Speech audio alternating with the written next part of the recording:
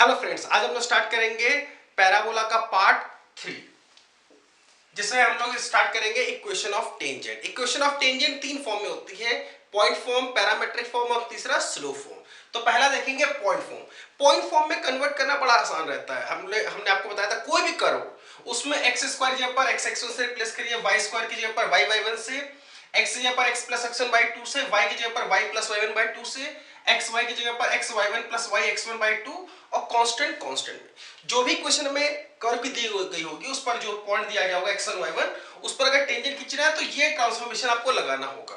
जैसे ये पैराबोला है y square is equal to 4ax, x1 y1 इस कर्व पर है, अब टेंजेंट खींचना है इस पॉइंट पर, तो कैसे होगा? y स्क्वायर को रिप्लेस करेंगे y y1 से, फिर 4a x जगह पर x प्लस x1 बाई 2, कुछ भी चाहे तो इसको काट सकते हैं, तो कितना हो जाएगा? y y1 is equal to 2a x plus x1। हो गई टेंजेंट की क्वेश्चन।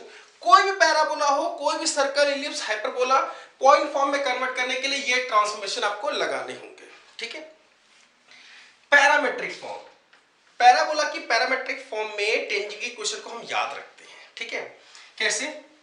पैराबोला है, अगर एक याद रखो तो बाकी सब अपने आप बन जाएगा। ठीक है। आपको केवल ये दो पर फोकस करना है, बाकी सब आप कोई भी कर्व हो आप ज्यादातर इसको ही फोकस करना, बाकी सब आप खुद ही निकाल लेंगे। अगर y square is equal to 4ax है तो टेंजेंट की इक्वेशन क्या होगी? पैरामेट्रिक फॉर्म, आपको पॉइंट पता है पैरामेट्रिक फॉर्म में क्या होता है? at square comma 2at। Equation क्या हो जाएगी? ty is equal to x plus at square. देखो यार भाई y1 की जगह पर कितना रख दिया? 2at, तो y into 2at is equal to 2a, x1 की जगह पर at स्क्वायर, 2a से 2a गया, ty is equal to x plus at square. ये याद रखिए बस। ठीक है। बाकी अपने आप सब बन जाएगा। ठीक है। y square is equal to 4x का parametric point at square comma 2at, tangent की equation ty is equal to x plus at square. इससे इसमें आना है तो देखिए पैरामेट्रिक फॉर्म में जब इससे इसमें आते हैं ना तो x की पर माइनस x आता है, तो यही इक्वेशन बस x की पर माइनस x आ जाएगा। पैरामेट्रिक पॉइंट में यहां माइनस आता है, आपको पता ही, पहले बता चुका हूं मैं। तो इसकी इक्वेशन क्या हो जाएगी? ty is equal to minus का x प्लस at स्क्वायर। इस फॉर्म में आना है तो देखिए इससे इसमें आने के लिए क्या किया? x y इंटरचेंज, यहां पर भी x y को इंटरचेंज कर दिया, इतना आ गया। tx is equal to x plus y plus at square. इससे इसमें आना है तो y की जगह पर माइनस y, ये वाली इक्वेशन बनाई थी आपने, ये वाली बनाई थी tx is equal to y plus at square. इससे इसमें आएंगे तो y की जगह पर माइनस y आ जाएगा। ठीक है। अच्छा, अगर लिखा होता y माइनस बीटा का square is equal to 4a x minus alpha, तो इसका पैरामेट्रिक पॉइंट क्या होता? Alpha plus at square comma beta plus 2at। Tangent form में देखिए y की जगह पर ये y माइनस बीटा रख देना, x की जगह पर x माइनस अल्फा रख देना, यहां पर पूरी इक्वेशन यही बन जाएगी। याद केवल ये वाला रख लो यार, ये वाला, ये याद रखोगे ना बाकी अपने आप सब बन जाएंगे। ठीक है। क्वेश्चन है हमारे सामने, if tangent at point p 2,4 to the parabola, parabola है y square is equal to 8x, इस पर एक पॉइंट है p 2,4, सेटिस्फाई भी कर रहा है इसलिए है, इस पर एक टेंजेंट ड्रॉ करिए। ओके। खैर टेंजेंट की क्वेश्चन क्या होगी? y स्क्वायर को y y1 से, यानी 4 इंटू y is equal to 8, x यहाँ पर x plus x1 by 2, x plus x1 by 2, 4 से इसको कैंसिल किया, 2 से कैंसिल हुआ, यानी कितना आ गया? ये y is equal to x plus 2 meets the parabola this. ये जो टेंजेंट है वो दूसरे पैराबोला को, ये दूसरा पैराबोला है, कितना? y square is equal to 8x plus 5 को, यही टेंजेंट, ये टेंजेंट है q और r पर मिल रहा है। ये टेंजेंट क्या है? y is equal to x plus 2। ठीक है। उसका ये मिड पॉइंट चाहते हैं, q and r, find mid point of q r। ये मिड पॉइंट मान लेते हैं, मिड पॉइंट जो भी आता है, ये इसको मैंने माना ये है। देखो इस पर एक पॉइंट अगर माना तो कैसे मानूंगा? मैंने y वाला पहले मानना है, देखो थोड़ा आसान मानने के लिए मैंने माना ये y1। ठीक है। अगर x क्वाड्रेंट इसका y1 है तो सॉरी y क्वाड्रेंट इसका y1 है तो x क्वाड्रेंट कितना होगा? ये उठ के इधर 8 से डिवाइड हुआ तो y1 स्क्वायर माइनस 5 बाई 8। ठीक है। इसी तरीके से ये वाला पॉइंट कितना आएगा? मैंने माना y2, तो y2 5 उठ के इधर गया, 8 से डिवाइड किया तो y2 का स्क्वायर माइनस 5 बाई 8। इन दोनों का मिड पॉइंट कितना होगा भाई? दिस प्लस दिस बाई 2, यानी कितना? y1 square plus y2 square minus 10 by 8 divided by 2, यानी y1 square minus plus y2 square minus 10 divided by 16 and this plus this by 2 यानी y1 plus y2 by 2। Okay, अब उसके बाद हमने कहा कि भाई इस लाइन को उठा करके इस तरह से केवल y निकाल लेते हैं, तो इसको उठा के इधर ले गए, y के x की जगह रख दिया, कितना हो जाएगा ये y square is equal to 8, x की जगह रख दिया y माइनस 2 प्लस 5, इन दोनों को उठा के इधर ले गए, y square minus 8y plus कर दिया इक्वल टू 0। ठीक है, अब y1 y2 इसके रूट्स होंगे तो इसको सेटिस्फाई कर रहे होंगे, तो y1 y2 निकालने के लिए मैंने क्या किया कि भाई इसको फैक्टराइज कर देते हैं, तो y कितना होगा 8 plus minus under root 64 minus 44 by 2a is 1, कितना आ गया भाई ये 64 में से 44 यानी 20 यानी 2 रूट 5, 2 से डिवाइड यानी कितना 4 प्लस माइनस रूट 5, यानी ये y1 आ गया, अगर माना मैंने कि ये 4 प्लस रूट 5 है तो y2 आ जाएगा कितना 4 माइनस रूट 5। अच्छा, y1 स्क्वायर कितना होगा भाई, इसका स्क्वायर खोला 16 5 21 plus 8 root 5 and y2 square कितना आ जाएगा भाई 21 माइनस 8 रूट 5। तो जरा से ये पॉइंट निकाल दो भाई जल्दी से, कितना आ गया ये पॉइंट y1 प्लस y2, वो तो यहीं से निकल सकता है, सम ऑफ रूट्स कितना जाएगा प्लस का 8 बाई 2 यानी 4। अच्छा, y1 square plus y2 square, इन दोनों का सम करें तो ये दोनों कैंसिल, ये हो गया, इससे ऐड होकर के 42 माइनस 10 यानी 32 डिवाइडेड बाई 2 यानी 2। अरे ये तो पॉइंट P आ गया, आने दो, क्या प्रॉब्लम है, Q और R का मिड पॉइंट P ही आ गया, मतलब ये पैराबोला ऐसे होगा और वो Q और R पकड़ कर उसका मिड पॉइंट यही होगा। ठीक है, यानी अल्टीमेटली जो मिड पॉइंट निकाला तो कितना आ गया है 2,4।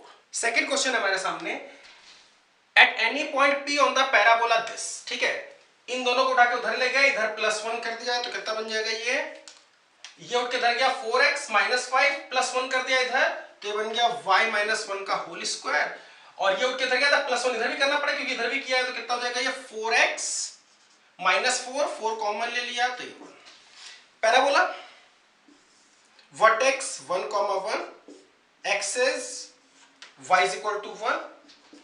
ठीक है, इसको 4 से डिवाइड किया तो 1, एक कदम आगे बढ़ेंगे तो 2,0 हमारा 2,1 हमारा हो जाएगा फोकस, इससे एक कदम पीछे आएंगे तो मिल जाएगा का कितना डायरेक्ट्रिक्स, एक पहले से था, एक कदम पीछे आएगा तो 0,1। ठीक है, यानी ये हमारा हो गया y एक्सिस ही हमारा डायरेक्ट्रिक्स हो गया। ओके, अब tangent is drawn at any drawn which meets directrix at Q। देखिए भाई एक पॉइंट है, मान लीजिए P, पैरामेट्रिक पॉइंट अगर मानते तो क्या होता है a alpha plus 8t square, a कितना है 1, alpha plus 8t square comma beta plus 2at, a है 1 2at। यहां पर खींचिए भैया एक टेंजेंट जो कि डायरेक्ट्रिक्स को मिल रही है Q पर।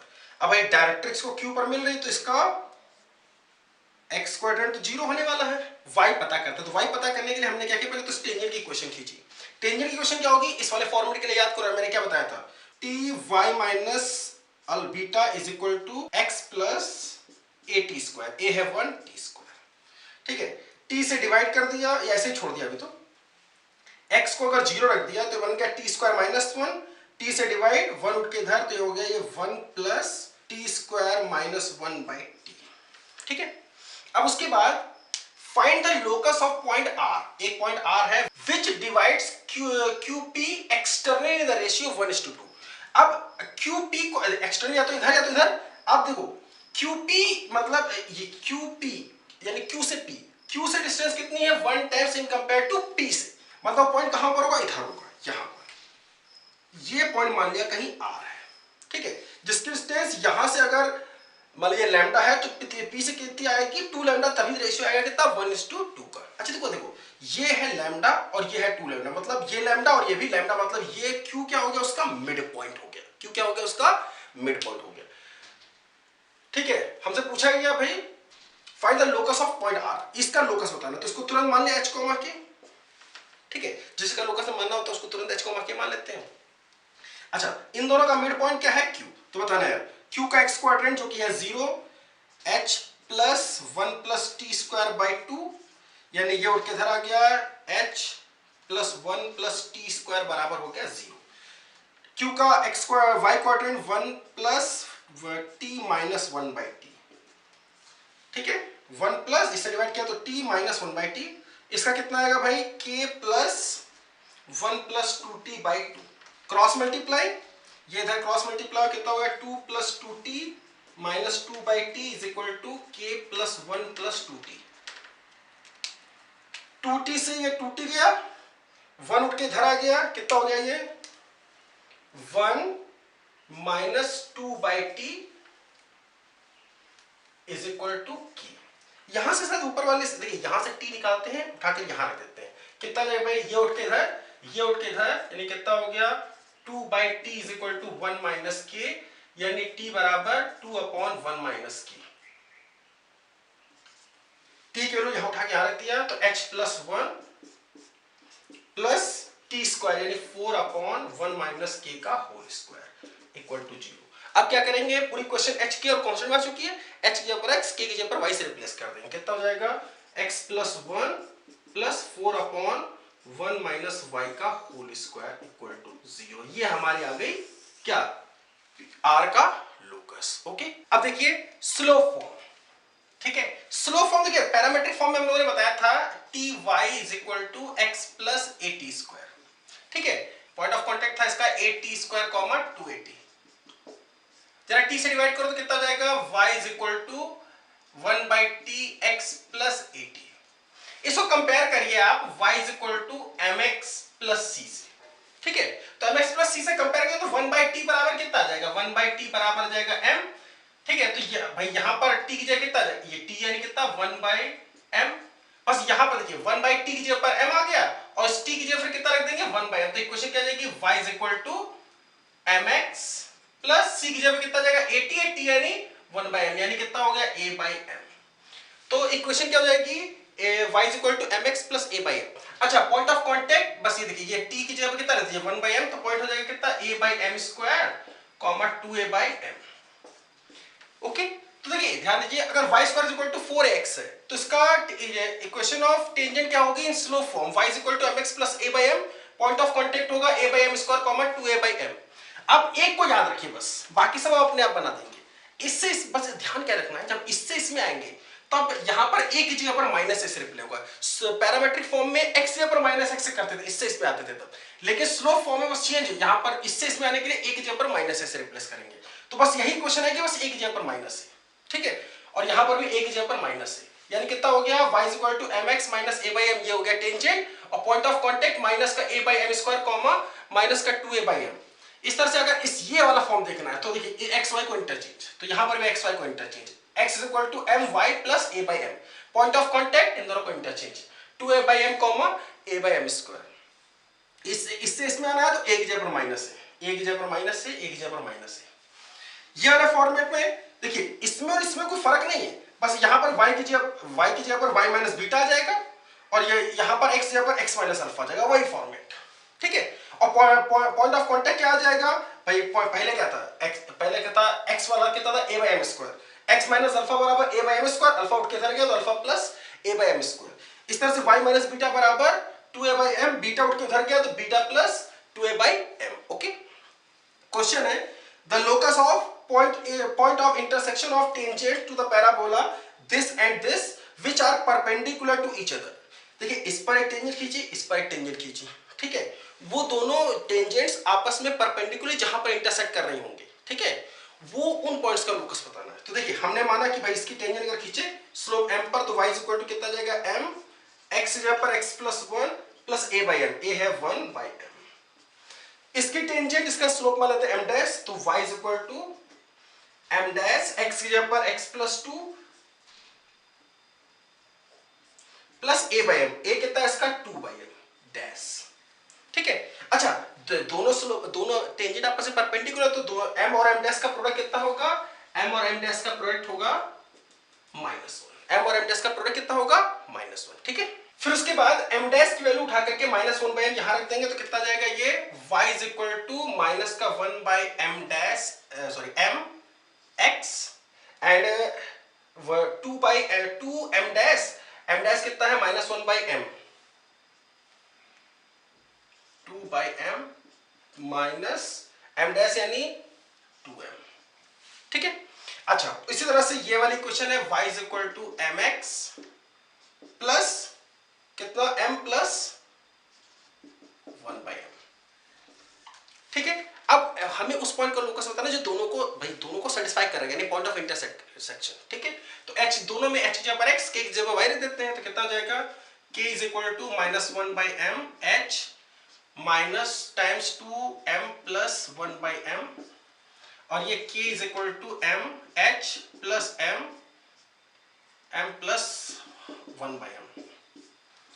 दोनों को हमने क्या किया सब्ट्रैक्ट कर दिया। ठीक है। सब्ट्रैक्ट करें तो क्या होगा ये तो कैंसिल, इसमें से माइनस का h कॉमन ले लिया तो बचा m प्लस 1/m और ये हो गया -3m plus 1/m। m plus 1/m दोनों से कॉमन डिवाइड कर दिया तो कितना हो गया 0 is equal to -h minus 3। अब h की जगह पर x की जगह y से रिप्लेस कर दिया, दोनों को उठा के इधर ले गए तो x plus 3 equal to 0, x plus 3 equal to 0 third option. ठीक है। बात करते हैं पेयर ऑफ टेंजेंट्स की। ठीक है। पहले मैंने आपको बताया था पेयर ऑफ टेंजेंट की जॉइंट इक्वेशन क्या होती है s(s1) is equal to t²। एक बाहरी पॉइंट से कर्व पर जो हम टेंजेंट्स ड्रॉ करते हैं, ठीक है, तो pa और ये pb जो दो टेंजेंट है उनकी जो जॉइंट इक्वेशन होती है वो क्या होती है s(s1) is equal to t², जहां पर s क्या होता है कर्व की equation y² is equal to 4ax है तो उसको उठा के धर लिया है तो s बराबर हो जाएगा y² माइनस 4ax। s1 क्या होता है इस बाहरी पॉइंट को इस इक्वेशन में रखने पर जो वैल्यू आ जाए। ठीक है। और t क्या होता है, t होता है इस बाहरी पॉइंट को कर्व पर मानते हुए टेंजेंट की इक्वेशन। y² को किससे रिप्लेस करेंगे y/1 से माइनस का 4a, x से रिप्लेस कर देंगे x प्लस x1/2 से, कुछ और होता तो आप वैसे रिप्लेस कर देते। ठीक है। आप इसकी वैल्यू यहां, इसकी वैल्यू यहां, इसकी वैल्यू यहां रखिए, सॉल्व करिए तो एक जनरल सेकंड डिग्री इक्वेशन बनेगी जो कि इन दोनों लाइनों की जॉइंट इक्वेशन होगी। कुछ लोग हमसे पूछ सकते हैं कि सर ये दोनों पेयर ऑफ टेंजेंट्स के बीच में एंगल अगर मैं बोलूं कि एंगल अल्फा है तो एंगल अल्फा होगा कितना, तो हम कहेंगे देखिए इन दो s(s1) is equal to t² से क्या होगा दोनों लाइनों की जॉइंट इक्वेशन आएगी। ठीक है। तो हम जनरल जॉइंट इक्वेशन ऐसे जनरल सेकंड डिग्री इक्वेशन ऐसे मान लेते हैं, दो लाइनों की जॉइंट इक्वेशन ऐसे मान लेते हैं ax² plus 2hxy plus by² plus 2gx plus 2fy plus c equal to 0। भाई इन दोनों भाई s(s1) is equal to t² से लगा करके मान लिया ऐसी सेकंड डिग्री इक्वेशन आती है। अब देखिए ये दो जॉइंट इक्वेशन है दो लाइनों की, बस यहां पर फोकस करिए।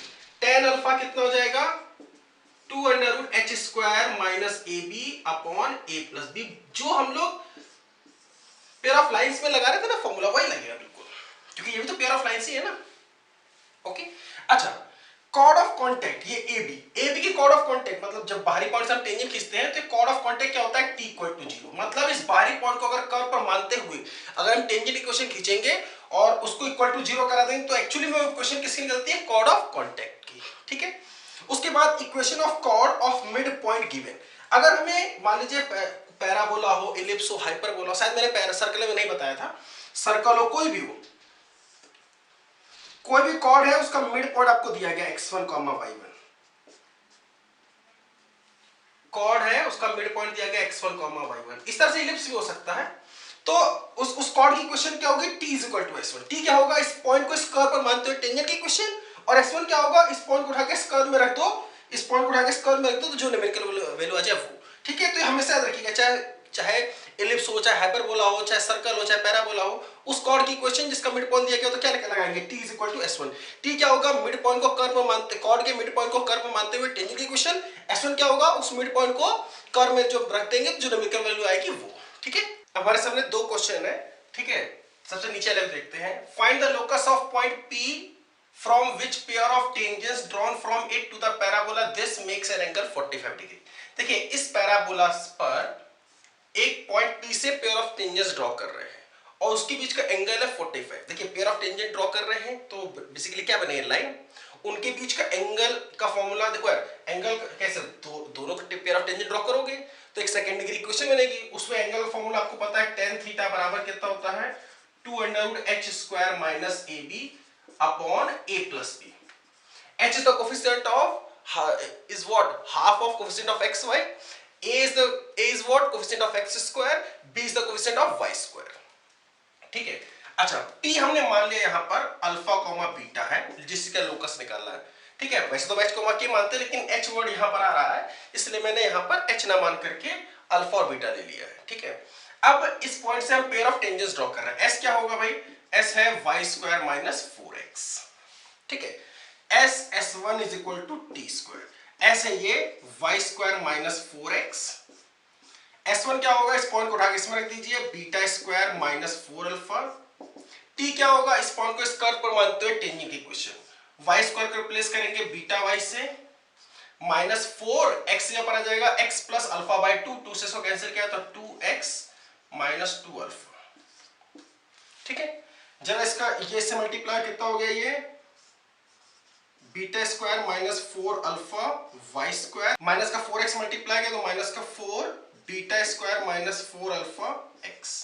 जरा इसका स्क्वायर खोल दो यार, β² y² plus 4x² plus 4 alpha square, फिर उसके बाद 2 टाइम्स माइनस का 4 beta xy plus 8 alpha x minus का 4 अल्फा बीटा y। देखिए हमें केवल इंटरेस्टेड है किसमें? Coefficient of x² y² and xy में, तो बाकी सब क्या आ रहा है हमें कोई मतलब नहीं है। देखिए β² y², β² y², इसको उठा के इधर ले गए, इन सबको उठा के इधर ले गए, लेकिन हमारा मेन फोकस किस पर है? Coefficient of x² y² and xy। तो ये कोएफिशिएंट ऑफ x² कितना आ रहा है? 4x²। y² वाला इधर नहीं है, ये उठ के इधर आएगा तो कितना हो जाएगा? ये प्लस का 4 अल्फा y² एंड ये है माइनस का 4 बीटा xy, और बाकी सब कुछ आए होंगे। ठीक है, हमें मतलब ही नहीं है। अब हमने देखा कि भाई x² का कोएफिशिएंट कितना है? 4, यानी a हो गया 4, y² का कोएफिशिएंट कितना है? 4 अल्फा, यानी b हो गया कितना? 4 अल्फा, एंड xy का कोएफिशिएंट कितना है? माइनस का 4 बीटा, जो कि हमारा h कितना हो जाएगा? हाफ इसका, तो यानी कितना हो जाएगा? माइनस का 2h। रख दो भाई 10 45, क्योंकि उन्होंने बोला हुआ है 45 है, ये तो 1 होता है, 2√h², h यानी coefficient of half of coefficient of xy, यानी माइनस का 2 बीटा माइनस ab।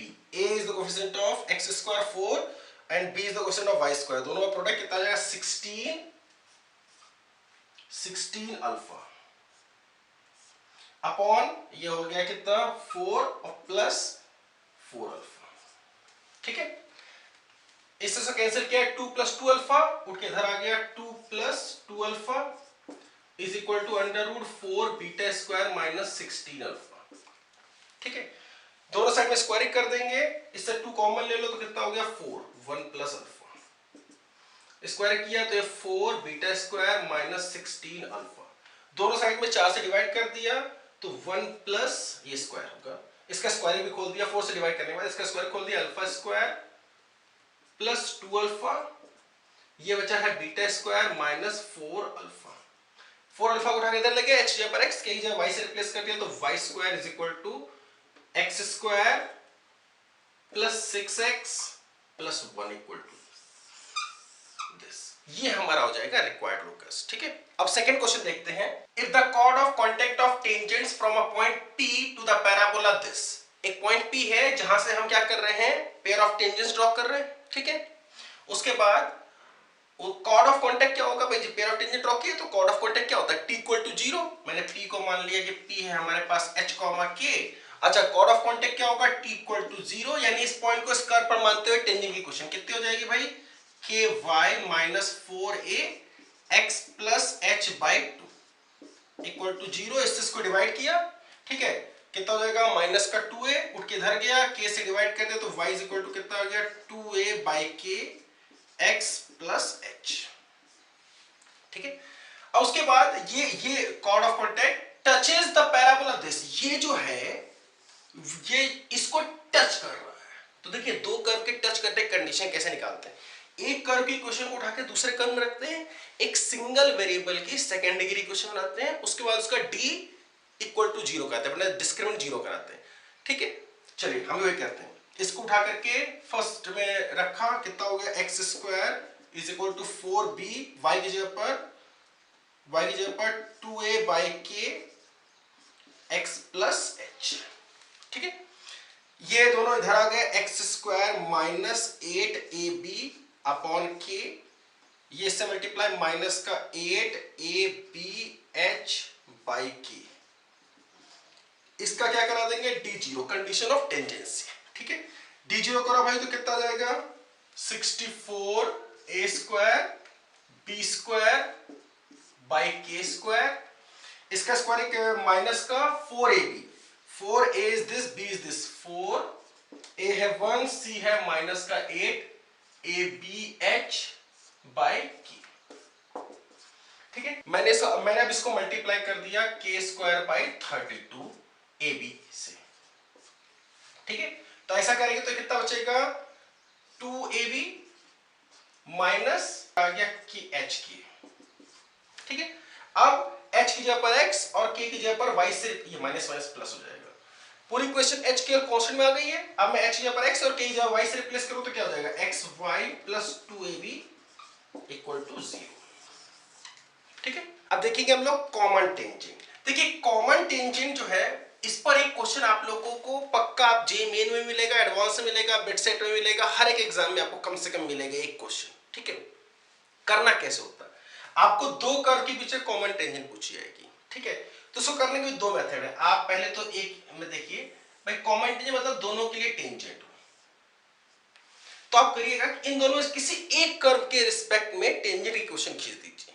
ठीक है, ज्यादा अच्छा रहेगा कि आप स्लो फॉर्म में या पैरामेट्रिक फॉर्म में खींचें, क्योंकि उसमें वेरिएबल केवल एक रहता है। मान लीजिए मैंने स्लो फॉर्म में टेंजेंट खींची तो क्या आएगा y is equal to mx plus c, c भी कुछ m का ही फंक्शन होगा। ठीक है, ओके। अब उसके बाद इस भाई ये टेंजेंट है, इसकी क्वेश्चन को उठा इसको बोल दिया कि इसको भी टच कर रहा है, यानी कॉमन टेंजेंट है। तो भाई ये अब कंडीशन है कि इसके टच होने की, तो कैसे करेंगे, इसको उठा के इसके अंदर रखेंगे, एक सिंगल वेरिएबल की सेकंड डिग्री इक्वेशन बनाएंगे, फिर बाद में उसका d0 करा देंगे। जब d0 कराएंगे तो केवल एक वेरिएबल बचेगा हमारे पास, क्या m, जो कि यहां से सॉल्व हो जाएगा। जब m आ जाएगा उसको उठा के यहां सब्स्टिट्यूट कर देंगे, मतलब m की इस वैल्यू के लिए ये जो लाइनें बनी है एक या एक से ज्यादा, वो सारी लाइनें क्या होंगी, दोनों कर्व के लिए टेंजेंट होंगी। ठीक है, अच्छा कई बार होता है कि हमें स्लो फॉर्म में टेंजेंट याद नहीं होता है, ना पैरामेट्रिक फॉर्म में याद होता है, तब हमारे पास करने का ऑप्शन क्या होता है, इस पॉइंट को एक मान लेते हैं कि ये पॉइंट है x1, y1, जो पहले कर्व को सेटिस्फाई कर रहे हैं, y1 is equal to f of x1। ठीक है, ओके। अब देखिए हमारे पास x1 y1 दो वेरिएबल है, तो इसको सॉल्व करने के लिए हमें कम से कम दो इक्वेशन की रिक्वायरमेंट होगी। एक इक्वेशन तो यहीं से बन जाएगी, अब दूसरी इक्वेशन कैसे बनेगी, बाई इस पॉइंट पर टेंजेंट, इस पॉइंट पर इस कर्व की टेंजेंट कीजिए। मान लीजिए कुछ ऐसा आता है, tangent y is equal to alpha x1, y1 x plus c जो है, c भी है जो आ रहा है वो x1, y1 का फंक्शन आ रहा है। इसको उठा करके ये इक्वेशन उठा करके इसके अंदर रखेंगे। ठीक है, फिर उसका एक सिंगल वेरिएबल की सेकंड डिग्री इक्वेशन बन जाएगी, x1, y1 तो इस कर्व पर है ना। अच्छा उसको इसमें रखेंगे, सिंगल वेरिएबल की सेकंड डिग्री इक्वेशन बन जाएगी, उसके बाद उसका d0 करा देंगे, तो d0 करा देंगे तो x1, y1 में एक और इक्वेशन यहां से आ जाएगी। ये क्वेश्चन दोनों को सॉल्व करके x1, y1 पता कर लेंगे। जब x1, y1 पता कर लेंगे तो x1, y1 इसमें रखेंगे, तो अलग अलग भाई अगर एक से ज्यादा पेयर बन रहे हो तो अलग अलग वो टेंजेंट्स बन जाएंगी जो कि इन दोनों कर्व को क्या कर रहे होंगे, टच कर रहे होंगे, यानी कॉमन टेंजेंट होगी। ठीक है, बस अगर स्लो फॉर्म में करते हो ना तो क्वेश्चन थोड़ा सा सिंपल हो जाता है, कि जल्दी होता है, क्योंकि इसमें एक ही काम करना होता है, d0 करना होता है। अब देखो क्वेश्चन है हमारे सामने, find the equation of common tangent to the curves this and this. ठीक है, तो ये पैराबोला दिख रहा है। ठीक है, तो मैंने इसका क्या किया, स्लो फॉर्म में टेंजेंट की इक्वेशन क्या होती है, y is equal to mx plus a by m, a कितना है इसका 2 बाई m। मान लिया कि कॉमन टेंजेंट है। ठीक है, तो भाई इसको उठा करके, ये टेंजेंट इसकी भी होगी, तो इसको उठा करके इस भाई कंडीशन, अगर ये इसकी टेंजेंट है तो कंडीशन ऑफ टेंजेंसी लगेगी, तो इसको उठा करके ऐसे में रखेंगे, सिंगल वेरिएबल की सेकंड डिग्री इक्वेशन बनाएंगे, mx plus 2 by m is equal to -1, ये से प्रोडक्ट ये उठ के इधर आ गया, mx square plus 2 by mx plus 1 equal to 0। अब d0 करा दो, अब d0 करा दो भाई जरा सा, b स्क्वायर यानी 4 by m square minus 4a is m and c is 1 equal to 0। इसको मल्टीप्लाई कर दिया किससे, एम स्क्वायर बाई 4 से, तो कितना आ जाएगा ये 1 minus m cube equal to 0, यानी एम आ गया यहां से 1। m1 आ गया तो भाई m की 1 वैल्यू के लिए ये लाइन जो है वो इसको दोनों को टच कर रही होगी, ठीक है। देखिए ये जो लाइन है वो m के अलग अलग वैल्यू इसको तो टच करेगी, लेकिन वो उसमें m कितना हो वो इसको टच कर जाए, तो m कितना होना चाहिए, 1 होना चाहिए, यानी y इज इक्वल टू कितना, x प्लस 2/1, यानी y is equal to x plus 2। ये हो गया कॉमन टेंजेंट। देखिए मैं इसमें एक एग्जांपल कर रहा हूं, उसका मतलब ये नहीं कि अभी खत्म हो गया कॉमन टेंजेंट, इस पर मैं इनिशियल में क्वेश्चन कराऊंगा, हाइपरबोला में क्वेश्चन कराऊंगा, क्योंकि ये बहुत इंपॉर्टेंट है, ठीक है। इस पार्ट में इतना ही रखता हूं, बाकी सब कुछ हम लोग नेक्स्ट पार्ट में लेके चलते हैं, ठीक है। अगर ये आपको वीडियो लेक्चर अच्छा लगा हो, कुछ सीखने को मिला हो, तो जरूर मेरे चैनल को लाइक करिए, सब्सक्राइब करिए, अपने दोस्तों में शेयर करिए, ठीक है। चलिए मिलते हैं अगले वीडियो के साथ में, बाय बाय।